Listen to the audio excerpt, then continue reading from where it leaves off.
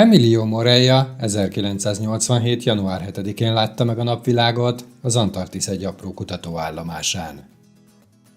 Csecsemőként nyilván sejtelme sem lehetett arról, hogy mindössze azért kellett ezen az ortályon megszületnie, hogy Argentína újabb előnyt könyvelhessen el Chilével szemben az antarktiszi területért folytatott évtizedes versengésben. Emilio édesanyját ugyanis a hatalmon lévő argentin katonai diktatúra azért küldte 7 hónapos terhessen a reménybázisra, hogy ő legyen az első személy, aki a jeges déli földrészen hozza világra a gyermekét. Argentína azóta sem adta fel területi igényeit az Antarktisz egyes északi régióira. Ezt mi sem bizonyítja jobban, mint hogy az elmúlt évtizedekben iskolát, óvodát, bölcsödét, de még cserkész csapatot is létesített a mintegy 150 magyarországnyi fagyos kontinensen. Ha kíváncsi vagy Argentínával kapcsolatos további érdekes tényekre, kérlek tarts velem ismét, mert ebben a videóban ilyeneket gyűjtöttem össze. A közel 2,8 millió négyzetkilométeres, azaz hazánknál nagyjából 30-szor nagyobb területű Argentína legészakibb és legdélibb pontja között a távolság közel 3700 km. Ez nagyjából megfelel a Lisszabon-Szentpétervár távolságnak. Mindezek ismeretében nem meglepő, hogy a dél-amerikai ország számos éghajlati övezetet érint, és a legkülönbözőbb tájegységekkel büszkélkedhet. Ha valaki északról délre szeretné átszelni az országot, akkor magas hegységeken, szubtrópusi mocsarakon, kő- és homoksivatagokon és vége láthatatlan füves pusztákon haladna keresztül, de még óceánpartot, kietlen tundrát és jégmezőket is beiktathatna a programjába. Argentína hatalmas kiterjedése ellenére a maga 46 milliós lakosságával mindössze a negyedik legnépesebb spanyol nyelvű ország Mexikó, Kolumbia és Spanyolország után. Átlagosan mindössze 17 ember él minden négyzetkilométerén, ami nagyjából olyan, mintha Magyarország teljes területén alig 1,5 millióan laknának. Argentína földrajzi változatosságát jól szemlélteti, hogy a nyugati félteke legalacsonyabb és legmagasabban fekvő pontja egyaránt az ország területén található. Ezek a tengerszint alatt 105 méterrel lévő sóstó, a Laguna del Carbón, illetve az Andokban elhelyezkedő 6961 méteres Aconcagua csúcs. Az utóbbit magában foglaló Aconcagua Nemzeti Park természeti szépségei mellett szigorú hulladékkezelési és toaletthasználati szabályairól is nevezetes. A döntően hegymászó expedíciók részeként ide látogatóknak az alaptábort elhagyva külön műanyag zsákokban kell gyűjteniük a szemetüket és a salakanyagukat, melyet visszaérkezéskor a természetvédelmi őrök ellenőrizhetnek. Aki pedig nem tud elszámolni a termésével, vagy bizonyíthatóan megszegi a Nemzeti Park hulladékkezelésre vonatkozó szabályait, akár $1000 terjedő pénzbírságra is számíthat. 2021-ben az egész országot megrázta a hír, miszerint egy hacker hozzáférést szerezhetett a teljes argentin népesség személyigazolvány adatait tartalmazó kormányzati adatbázishoz. Noha a kormány cáfolni igyekezett mindezt, az Anibal Leaks nevű állítólagos elkövető tettét igazolandó 44 argentin híresség igazolványképét és személyes adatait is megosztotta a közösségi médiában. Többek között újságírókét, az ország elnökéjét, illetve a futballsztár Lionel Messiét. Az ügy mai napig sem zárult le, és Anibal Leakset sem sikerült még azonosítani. Viszont az is igaz, hogy azóta bizonyíthatóan neki köszönhető visszaélés nem történt az argentinok személyes adataival. Lionel Messit valószínűleg senkinek nem kell bemutatni. Azt azonban talán kevesen tudják a gyakran Bolha becenévvel is illetett világklasszis labdarúgóról, hogy gyermekként növekedési hormonhiányt diagnosztizáltak nála. Eleinte úgy tűnt, hogy ez még a sportolói karrierjét is veszélybe sodorja. Amikor az FC Barcelona leszerződtette a mindössze 13 éves labdarúgót, a szükséges gyógykezelés költségeit is vállalták. Így a Messi család Európába költözött, a világ pedig ennek köszönheti, hogy újabb argentin futballlegendával gazdagodhatott.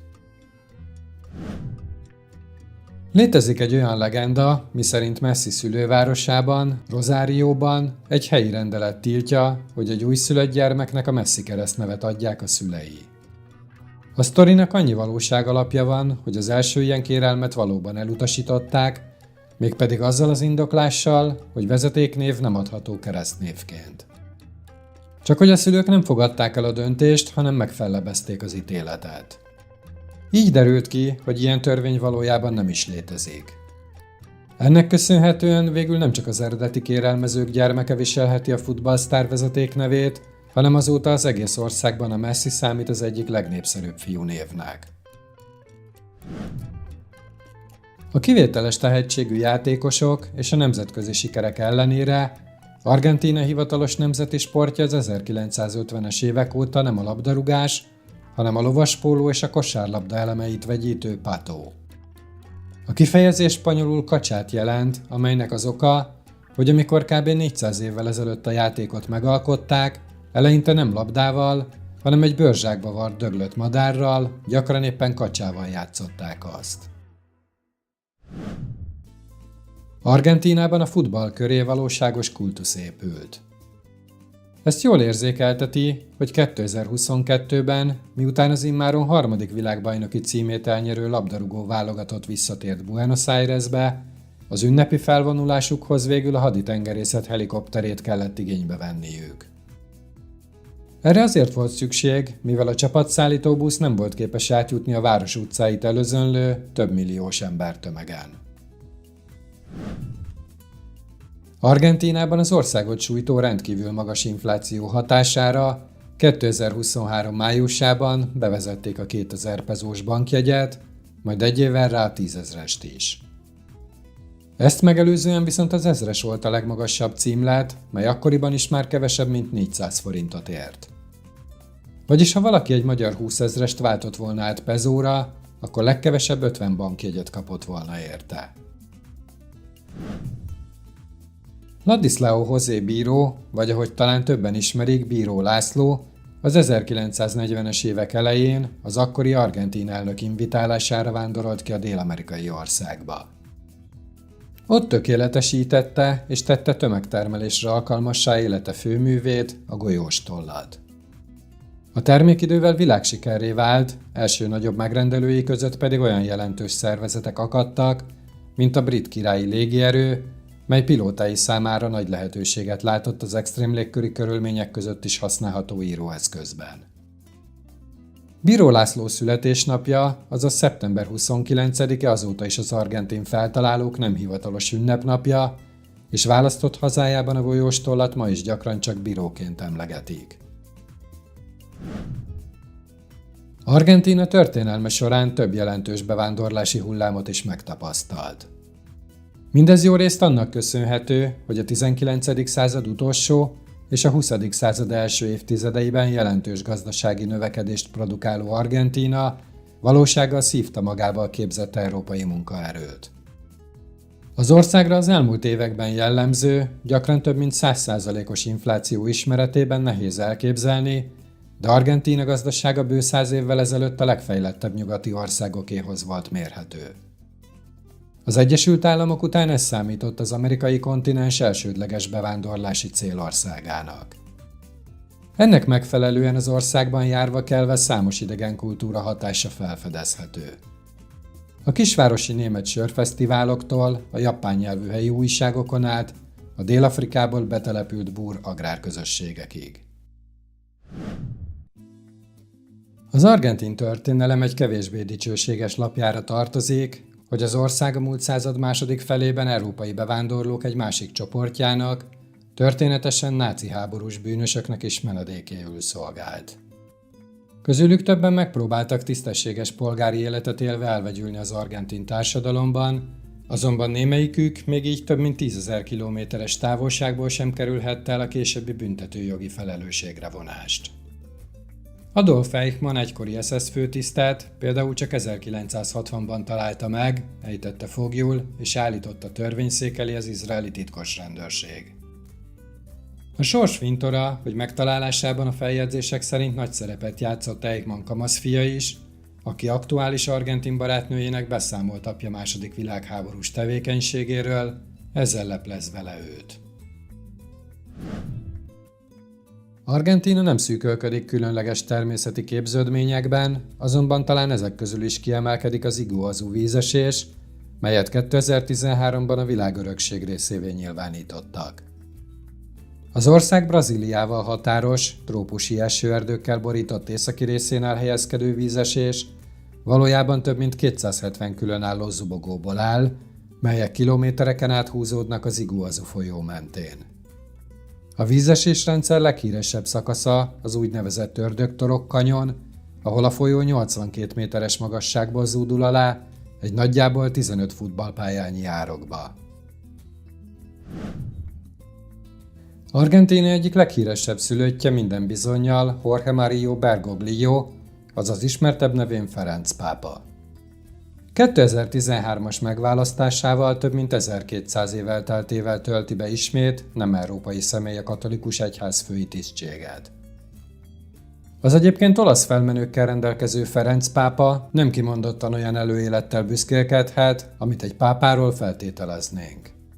Saját bevallása szerint ifjú korában laboratóriumi asszisztensként, karbantartóként, de még éjszakai klubok kidobó embereként is tevékenykedett. Az Argentína délnyugati részén, Los Glaciares Nemzeti Park területén található Perito Moreno gleccser egyike Dél-Patagónia 48 gleccserének. Különlegességét az adja, hogy míg a globális felmelegedés következtében a világ többi gletcsere visszahúzódóban van, ez továbbra is átlagosan évi 2 métert nyomul előre. A gleccser vége 5 km széles és nagyjából 170 méter magas, melyből 60 méternyi a vízfelszín fölötti része. A terület amellett, hogy az ország egyik fontos turisztikai látványossága, még a világ egyik jelentős édesvíz tartaléka is. Az Uruguayról szóló részben már beszéltem a tangó kialakulásáról, úgyhogy ezt nem fogom újra részletezni. Annyival viszont mindenképpen szeretném kiegészíteni az ott elhangzottakat, hogy a stílus létrejöttében komoly szerepe volt Buenos Aires bordélyházainak. A 19. század végén és a 20. század elején ugyanis ezek az intézmények a kultúrák olvasztó tégelyeként működtek, ahová a világ minden pontjáról érkező bevándorlók jártak szórakozni. Itt keveredtek össze az afrikai ritmusok az európai polkával és a mazurkával, valamint a kubai habanérával. Az így kialakult tangót eleinte erotikus és érzéki táncnak tartották, ezért sokáig lenézték azt a magasabb társadalmi rétegek tagjai.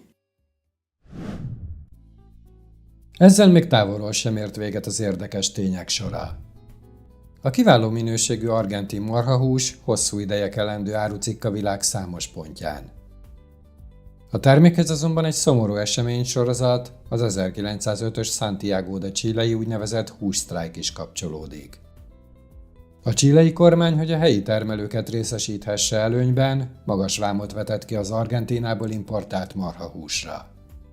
A fővárosban több tízezres, főleg az alacsonyabb társadalmi osztályból származó tömeg gyűlt össze. Ők voltak ugyanis leginkább érdekeltek abban, hogy a húsára alacsony maradjon. A tiltakozások végül fegyveres összecsapásokba torkollottak a rendvédelmi erőkkel, melynek során 250 ember vesztette életét. Az argentinok eszik a legtöbb marhahúst a világon. Ez azt jelenti, hogy egy átlagos polgár 45 kg-ot fogyaszt el belőle évente. Ez összességében 2 millió tonnát jelent.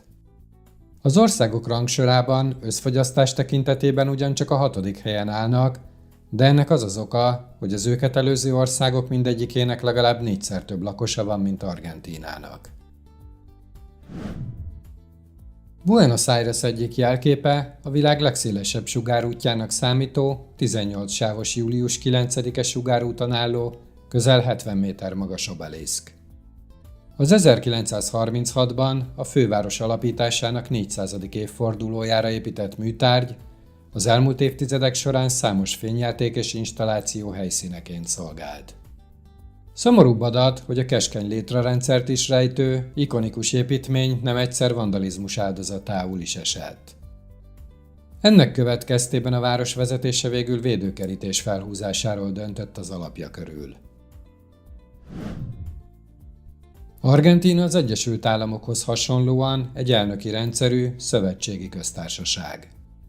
Ennek értelmében az ország 23 viszonylag jelentős autonómiával rendelkező tartományra és Buenos Aires szövetségi kerületre tagozódik, az államfő pedig egyben a kormány vezetője is.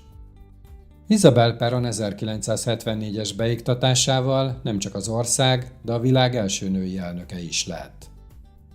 Az igazsághoz hozzátartozik azonban, hogy nem választás útján került a pozícióba, hanem férjét, a hirtelen elhalálozó Juan Peront követte a hivatalban. Az argentin közélet azóta sem szűkölködik a fordulatokban. Bár a karácsony és a szilveszter közötti időszak, mint általában mindenhol, itt is politikai borkaszezonnak minősül. 2001. december 20-a és 2002. január 2-a közötti kéthetes időszakban mégis 5 elnök váltotta egymást, miközben országszerte kormányellenes tüntetések dúltak. Buenos Airesre szokás a legeurrópaibb latin-amerikai metropoliszként is hivatkozni.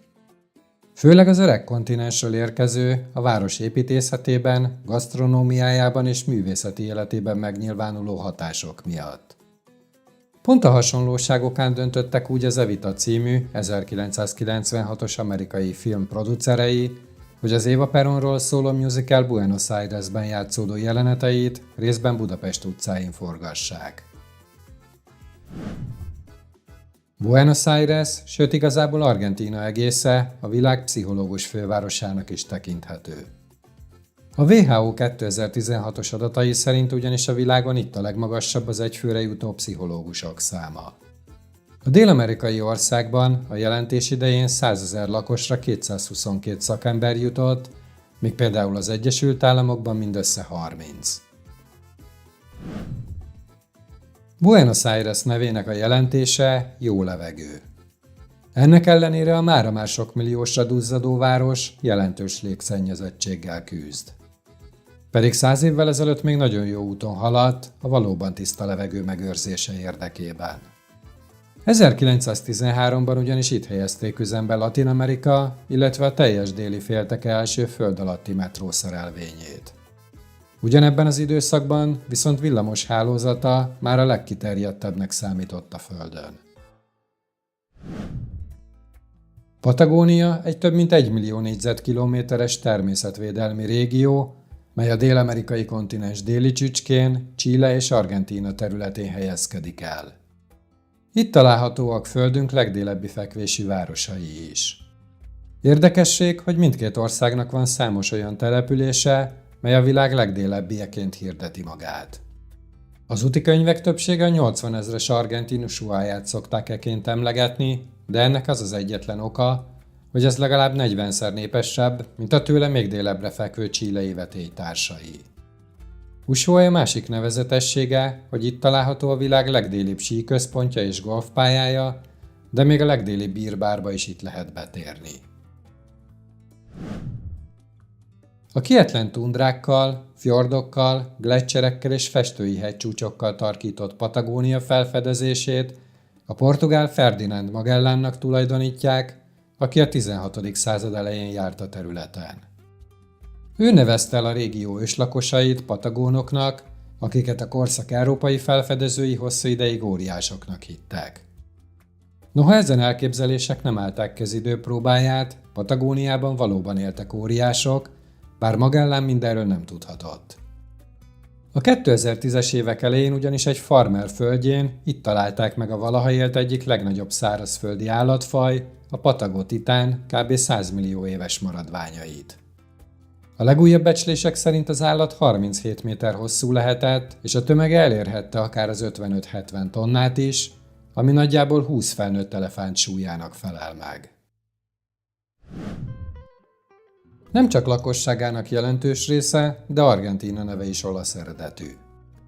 A 16. század elején a régiót felfedező spanyolok a helyi őslakosok ezüstből készült tárgyai alapján arra következtettek, hogy ezüstben gazdag vidékre leltek. Éppen ezért a nemesfém olasz neve az Argento után nevezték el a területet. Mint ez a későbbi évszázadok során kiderült, Argentína valóban gazdag nyersanyagokban, még ha bányászatában ma már nem is az ezüst, hanem sokkal inkább a lítium kitermelés játszik fontos szerepet. Bár a dél-amerikai kontinens nem kimondottan az iszlám vallásról híres, azért itt is akad néhány mecset. A legtöbb, nagyjából 150 Brazíliában található, de Argentínában is van legalább 10. Sőt, Buenos Airesben 2000-ben adták át a hívőknek Dél-Amerika legnagyobb, 34 000 négyzetméteres mecsetét. Az iszlám kulturális központként is működő intézményben 2 imaterem is van. A nagyobbik 1200 férfi, míg a kisebbik 400 nő befogadására alkalmas. A végére pedig még egy futballal kapcsolatos érdekességet hagytam. Az 1986-os világbajnokság egyik negyeddöntőjében Argentína 2-1 arányban győzte le Anglia nemzeti válogatottját. Mindkét gólt Diego Maradona, a korszak meghatározó játékosa szerezte, és mindkét találat külön elnevezéssel vonult be a futballtörténelem könyvekbe. A másodikra szépsége miatt az évszázad góljaként szoktak hivatkozni. Az első azonban a kevésbé hízelgő istenkeze nevet kapta. Ez arra utal, hogy Maradona megkérdőjelezhető szabályosságú, ám azóta legendássá vált mozdulattal egyszerűen kézzel ütötte a labdát a hálóba. Talán nem emiatt, hanem kivételes pályafutása előtti tisztelgésként, a gyakran csak isteni Diegóként becézett játékos rajongóinak egy csoportja a 90-es években még egy vallási közösséget is létrehozott. A bálványuk után Iglesia Maradoniánának, azaz Maradona egyháznak nevezték el.